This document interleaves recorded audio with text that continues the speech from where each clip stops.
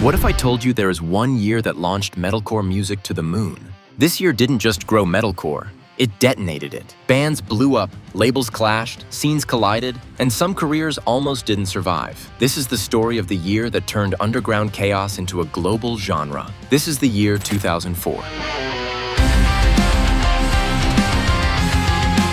Before the world caught on, metalcore was raw and niche. It lived in community centers, dirty basements, and MySpace accounts. Labels like Ferret, Trustkill, and Victory Records were hustling hard. And trust me, they weren't all playing fair. But there are a few bands that left a significant mark on the metalcore genre. One of them is Botch. This band quickly developed a reputation for their complex song structures, chaotic rhythms, and emotionally intense live shows. Botch disbanded in 2002, but their music laid the groundwork for many other bands that followed. They also helped pave the way for a completely new genre called mathcore. There are also two other bands worth mentioning, Zao and Converge. Yes, the same Converge that's still playing today. They released an album called Jane Doe, and it wasn't appreciated back then. People just didn't realize what they had in their hands. Mainstream King. Now that we've laid the groundwork, let's get to the real deal. In 2004, Killswitch Engage dropped The End of Heartache, and it was a banger. At first, fans hated it, mostly because the band introduced a new singer, Howard Jones. Racial bias definitely played a role in the backlash, but Howard didn't care. He silenced every crybaby with his powerful vocals, and metalcore got its first mainstream king. Backstage drama. Behind the scenes, 2004 was full of label drama. Victory Records, run by Tony Brummel, was infamous.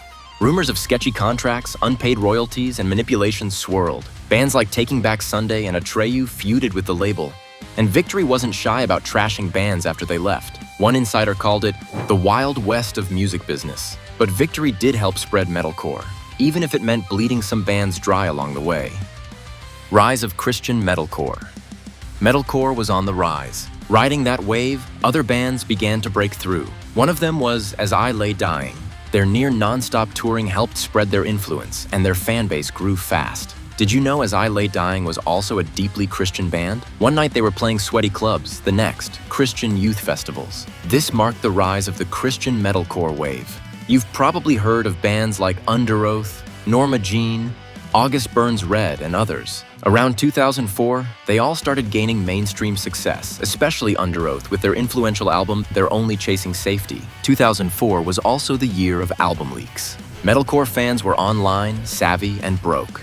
Entire albums dropped early on LimeWire and Kazaa, some leaked by label interns or pissed-off band members. One band, who never admitted it, leaked their own album to generate hype. It worked. MySpace also launched metalcore into bedrooms around the world. If your band was not present on MySpace, you were basically out of business. This song is called Room 409! In Wales, Bullet for My Valentine was cooking, tuning guitars, and sharpening eyeliners. Their self-titled EP dropped in 2004, featuring tracks like Hand of Blood. A year later, it evolved into a full-length album that pushed the genre even further worldwide. Blending emo with thrash turned out to be a smart move, and when they later released The Poison, mainstream success was sealed. –